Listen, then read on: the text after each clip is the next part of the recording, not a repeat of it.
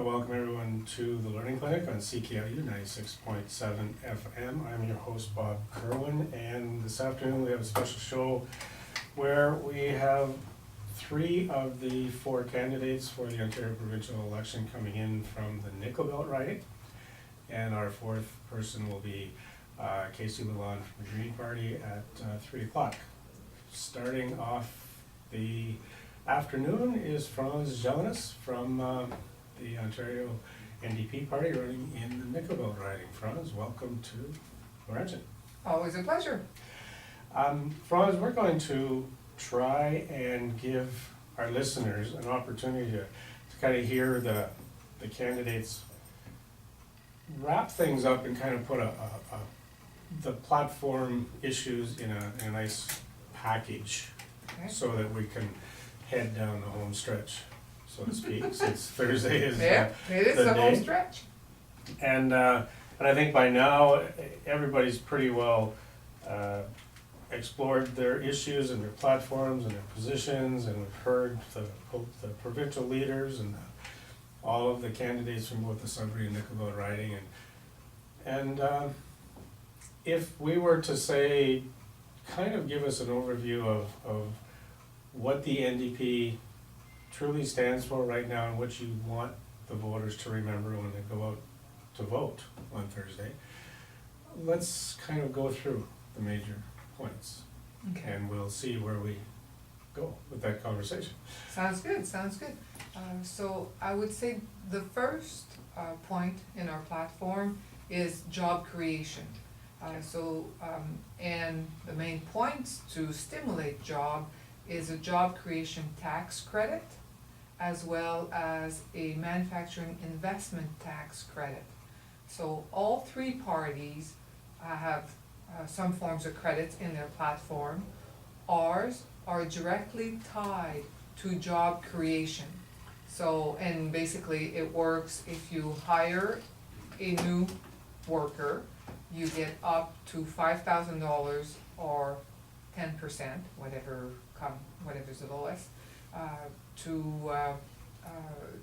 as a credit to you. So whether you pay income tax or not, your business may not be to the point where you're successful enough to have income and pay taxes. It doesn't matter, you will get the credit.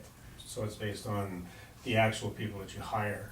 Yes, As and it's after the fact. So the person has to be there, the payroll has to have been paid, and then when you file your income tax, you get a credit back. Okay, so you can't really play many games with this one. No. It's something that has been tried mainly in the States under President Obama, and it's basically, our platform has a 1% increase for the corporate tax rate. We have a decrease for the small business tax rate, but a 1% increase for the corporate tax rate. Corporate taxes in Ontario used to be around 16, went down to 14, are now at 11.5%. We are bringing them back up to 12.5%. For most corporation, it's gonna be easy to pay, but for the corporations that are creating jobs, they'll be actually ahead. Although they'll pay 1% more on their taxable income, they may be able to get a few $1,000s back if they create employment. So this is a better option than just giving tax reduction? Well, we think so. When there has been significant tax reduction, remember we were at 16, we're now at 11.5. Those are billions of dollars of taxes that corporation never had to pay in Ontario. That's revenues that the provincial government never had because of those decisions that have been made. Economists are telling us that very few of them use those extra savings to hire more workers. They've basically paid down debts, bought back some of their own share, and a lot of them their bank account just skyrocketed. Like they really piled it in. It did not stimulate the economy. It did not do what we thought they would do. So now we're taking that equation out of the mix. You will not get your tax credit unless you create employment, or you invest into new manufacturing plants, or expansion right here in Sudbury, right here in Ontario, Sudbury, etc. So a $50,000 job that you created would get you $5,000 back if you keep the person for the full year. Correct. Which is You've done the math exactly right. perfect. You've done the math right. Huge thing in Northern Ontario, this job creation. I mean, I imagine Southern Ontario is the same. It's just, we always figure that it's easier to get employment down in Southern Ontario, but I know in the Sudbury area, we've always placed a high priority on job creation, especially for our youth. Oh, absolutely, absolutely.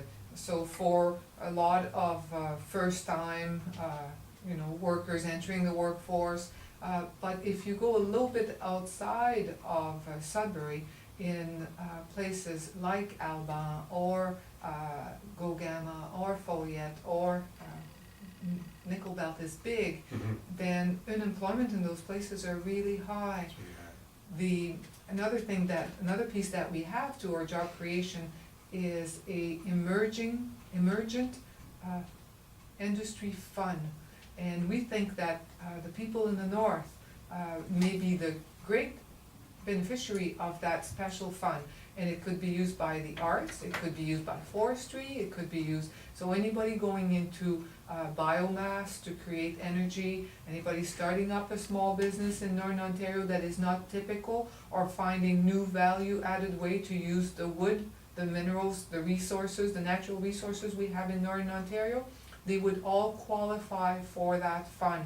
And that fund is really, you start something new, or your business starts to invest in something that you haven't been doing before, or you go from small business to a medium to a bigger one, then that fund is accessible to you, and it's really to create new opportunity in diverse place in our province. So we see mainly the north and rural will benefit from that emergent, but on the arts side, it could be anywhere, it could be in big centers as well.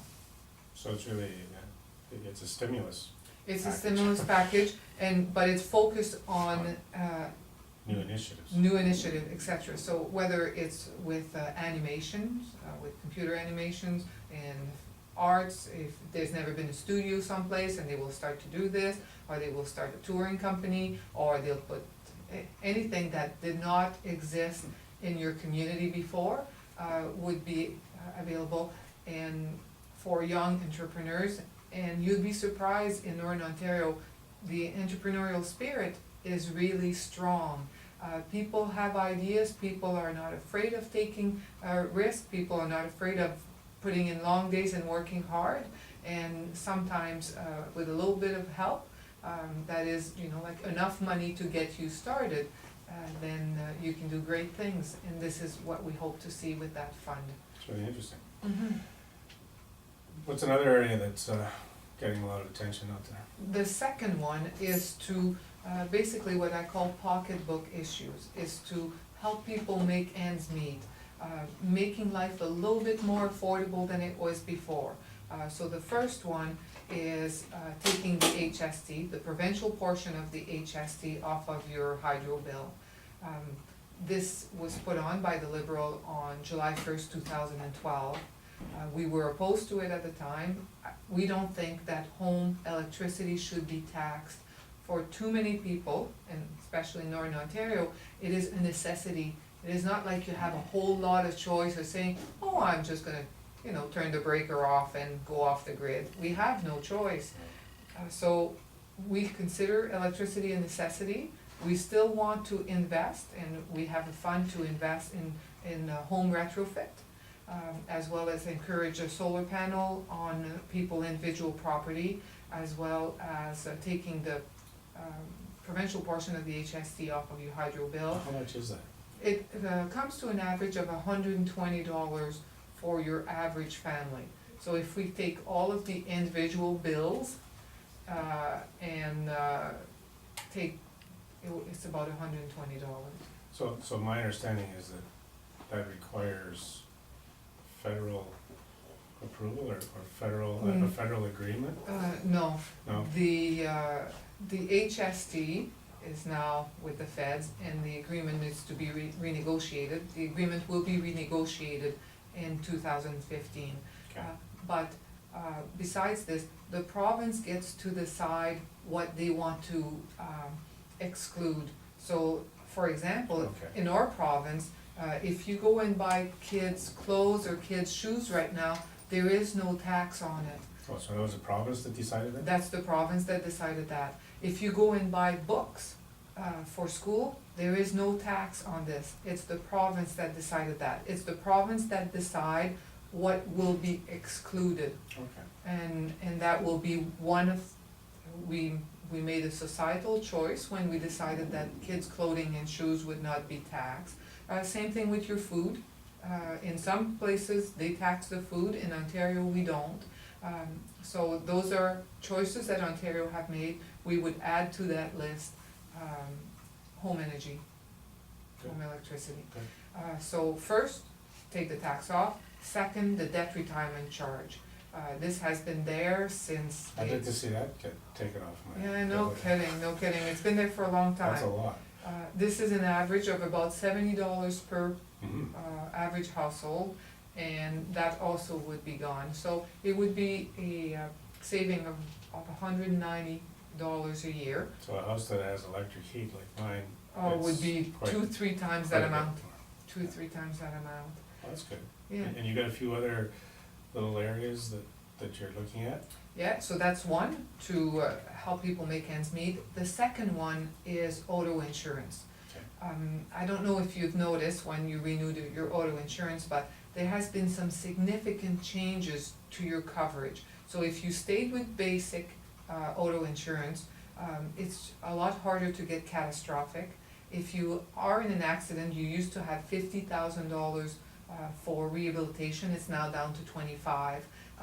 There's been a lot of downsizing of the type of benefits that people get through basic auto insurance that generated about $2 billion worth of savings to the industry. Those savings were supposed to be passed on to the consumers and were not. Given that the government, auto insurance is the only good that the government forces you to buy. You have no choice in Ontario. If you want to drive, you have to have auto insurance. The province forces you to buy it. So the forces of the markets don't apply, because if people were left to decide whether they want auto insurance or not, a lot of people would not get it. A lot of people, in other provinces, like over 50% of the people don't have auto insurance because it's not mandatory. All this to tell, Really? yeah, all this to tell you that because we force you to buy these products, we get to regulate the industry. So we will regulate the passing on of those savings. So here again, if you do average, it comes down to about 15% less. I looked for Sudbury and Nickel Belt, we're right at average. Some areas will see bigger decreases and some will see smaller. For Sudbury Nickel Belt, we will be in the average of 15% less on your auto insurance. Here again, low steps to try to make life more affordable. The third, so the first one was job creation, second, making life more affordable. The third one is really to respect your tax dollar. A lot of people are turned off of politics and paint every party, every politician, and if it starts with a P, we all get painted with the same brush. You think? Yes, I do. I've knocked on a lot of doors and I've heard it many times. You know, like $1.1 billion on the gas scandal, then $1 billion on e-health that never brought us. There are no small numbers, are there? No, and hundreds of millions at Orange.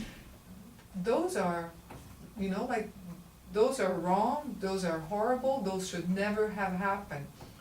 So the first thing we would do is put the Financial Accountability Office in.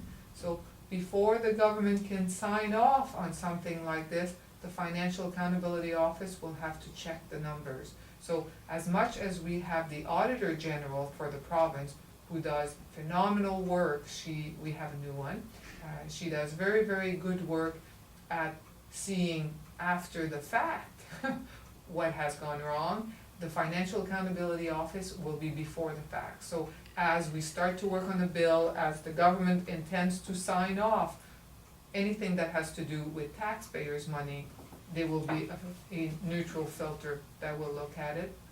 And we will implement a ministry of savings, so that if there are opportunities to save money in different ministries, this ministry will be tasked for finding it. So, no promises of 100,000 job cuts or anything like this, but a promise to look at all of the different ministries to see if there are maybe technological opportunities that have generated savings but were never passed on, look at all of that. So I know that's going to mean that there could be a reduction in the number of people that are working in the government, but you don't have any hard, fast, you're not looking at cutting people. It's if there's a way of saving because you don't need as many people to provide the services, then I guess everybody talks about attrition with the baby boomers getting older, you just don't replace them, but We But really you look. can't even predict that, can you? No, so we look at this as a promise to have a minister of savings, to have a team of people within the government that looks at what can we do better, Yeah. what can we do more efficiently and cheaper. I know that I'm young and naive, but shouldn't that stuff all have been done? You would be surprised, I sit on public accounts, so I get to review the work that the Auditor General has done. And the work that they've done show us things that makes no sense. I'll always remember when she tabled, it was a he at the time, when he tabled his report on assistive devices program.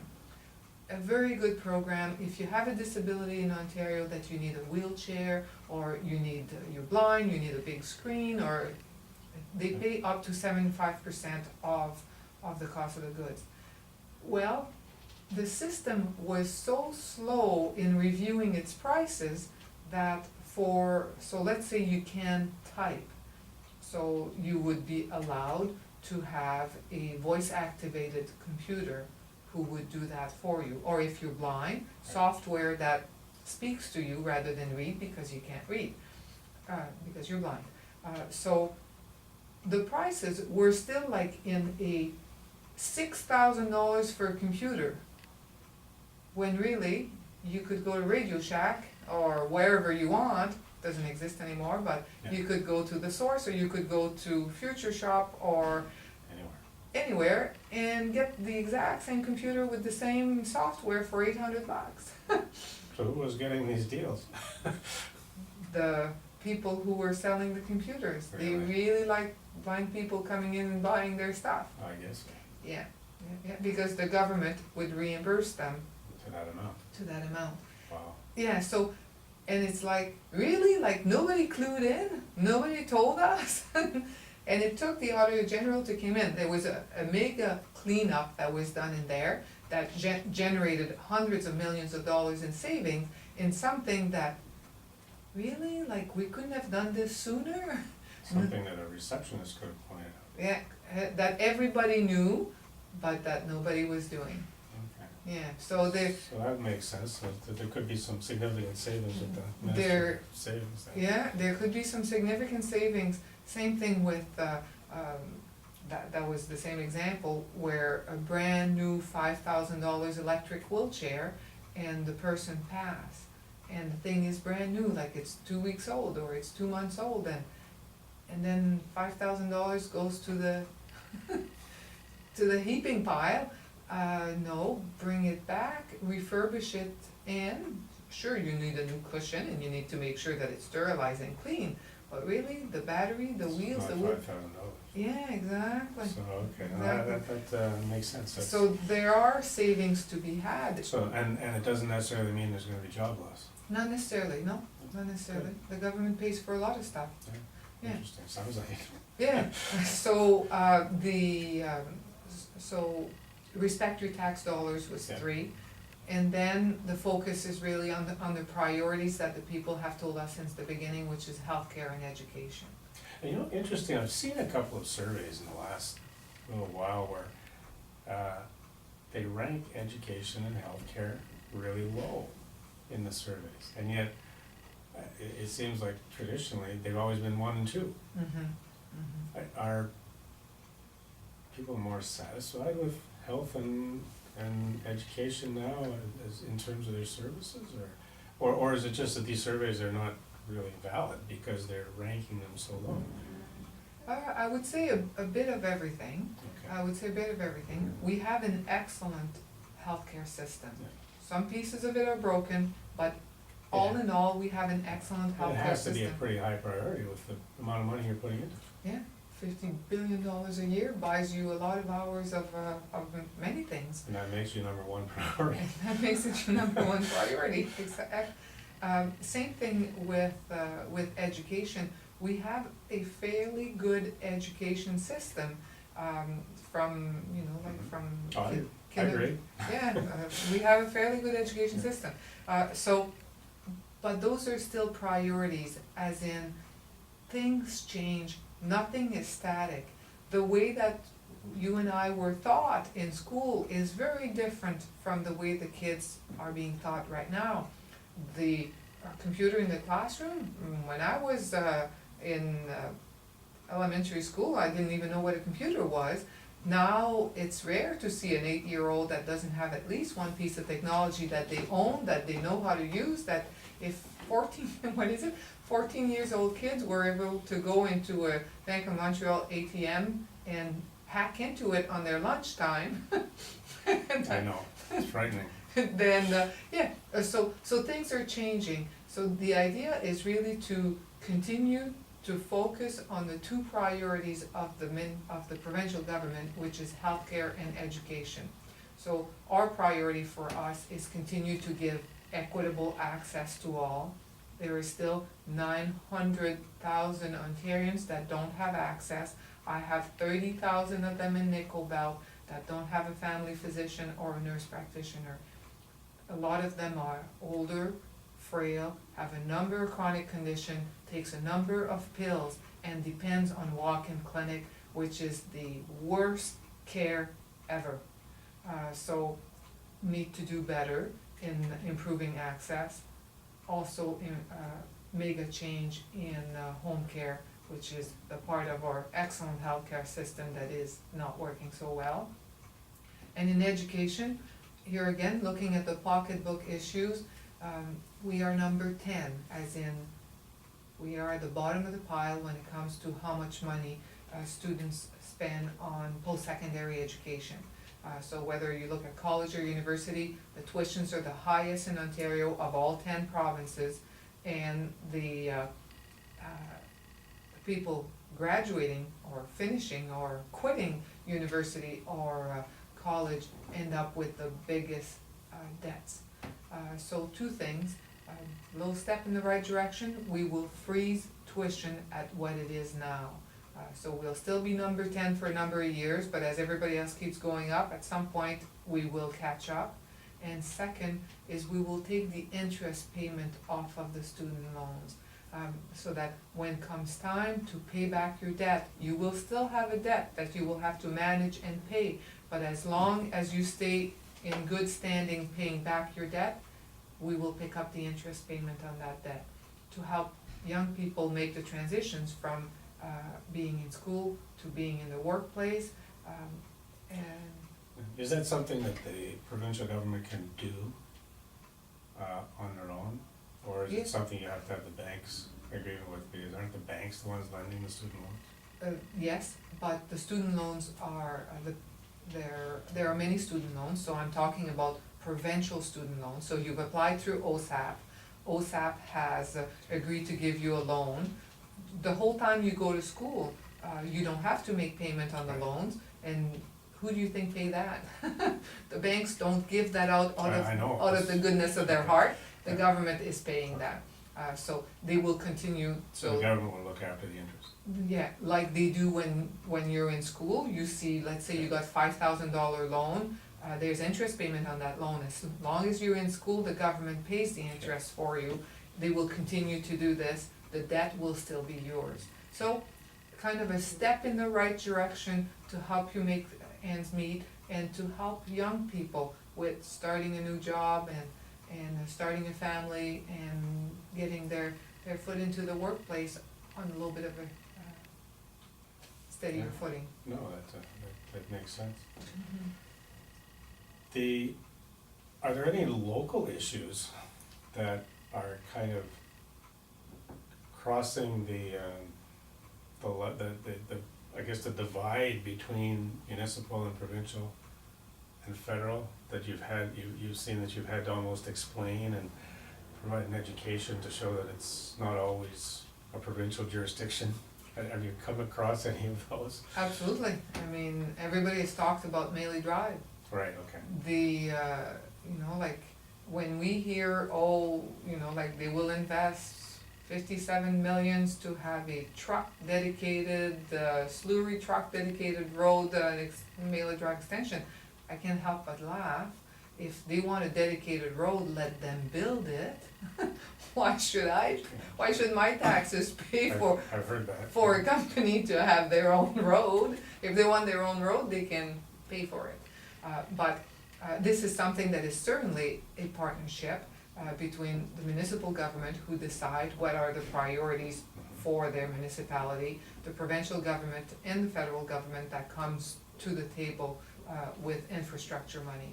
Infrastructure is the biggest piece in our budget. It's $29 billion that we have earmarked for infrastructure, and that's everything. That's helping municipalities with sewer, water, roads, electricity, etc.